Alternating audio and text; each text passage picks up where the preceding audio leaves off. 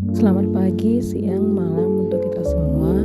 Izin kepada kakak asisten laboratorium.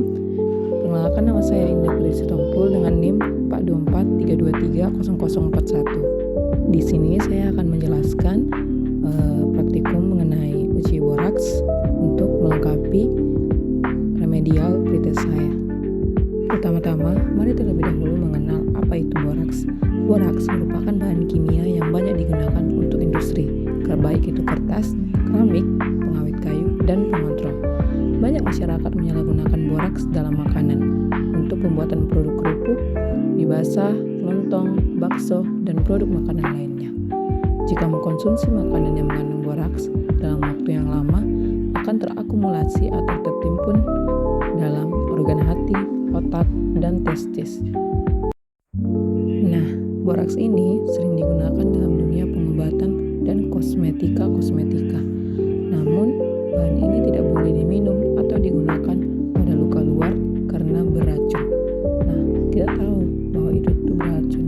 Maka dari itu, boraks ini sangat berbahaya, apalagi jika masuk dalam tubuh kita.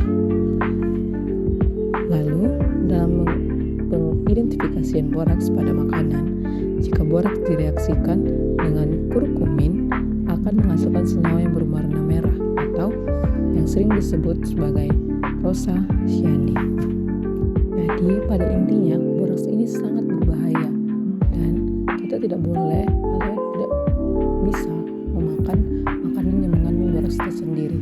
Maka dari itu kita akan mencoba melakukan sebuah praktikum yang berguna agar kita tahu makanan mana saja yang mengandung boraks dan kita dapat menghindari produk makanan tersebut untuk menjaga kesehatan diri kita.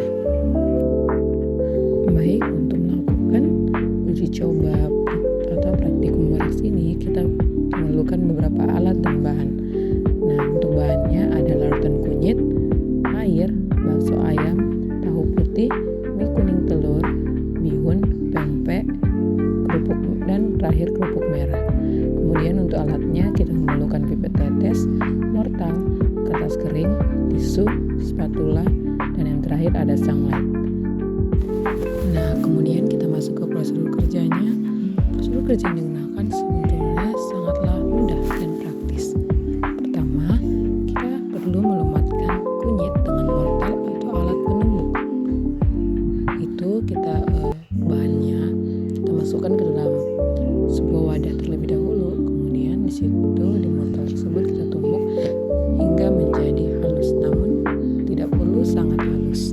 Kemudian kita saring. Nah, sebelum disaring itu kita tambahkan sedikit air, yakni bisa sebanyak 2 tetes air saja. Kita mendeteksinya menggunakan pipet tetes. Kemudian tahap kedua, tumbuklah masing-masing sampel makanan yang akan diuji hingga halus.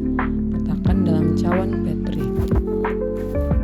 Nah, di tahap kedua ini jelas dikatakan kita perlu menumbuknya masing-masing. Jadi setiap bahan itu nanti kita tumbuk, misalnya satu tahu terlebih dahulu kita tumbuk, kemudian kita letakkan di cawan Petri dan di wadah lainnya untuk kita dapat melihat perubahan warnanya nantinya. Itu setiap bahan kita lakukan hal yang sama pada ke-6 bahan tersebut.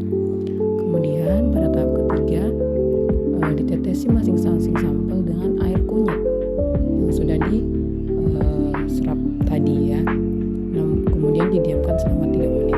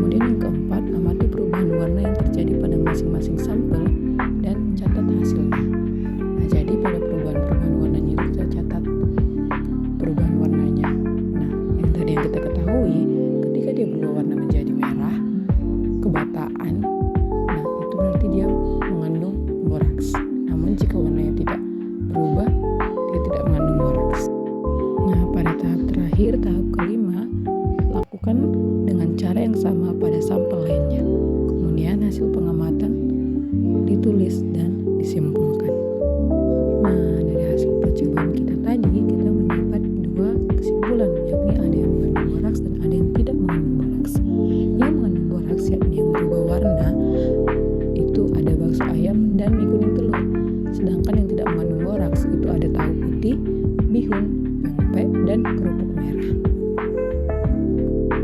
Baik, sekian penjelasan materi yang dapat saya paparkan. Kurang dan lebihnya saya mohon maaf. Akhir kata saya ucapkan